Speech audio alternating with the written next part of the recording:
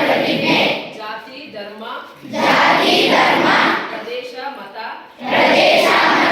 ಅಥವಾ ಭಾಷೆಯ ಭೇದ ಭಾವವಿಲ್ಲದೆ ಭಾರತದ ಎಲ್ಲಾ ಜನತೆಯ ಭಾವೈಕ್ಯ ಮತ್ತು ಸೌಹಾರ್ದಕ್ಕಾಗಿ ಕಾರ್ಯನಿರ್ವಹಿಸುತ್ತೇವೆಂದು ನಾನು ಪ್ರತಿಜ್ಞೆ ಮಾಡುತ್ತೇನೆ. ಅಲ್ಲದೆ ವೈಯಕ್ತಿಕವಾಗಿಯಾಗಲಿ ಅಥವಾ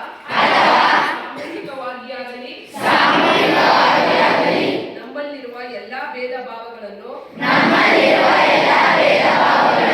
ಹಿಂಸಾಚಾರಕ್ಕೆ ಅವಕಾಶ ನೀಡದೆ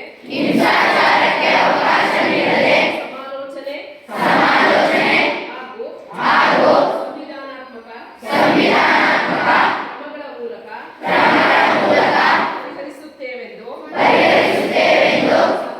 ಸಹ ಪ್ರತಿಜ್ಞೆ ಮಾಡುತ್ತೇನೆ.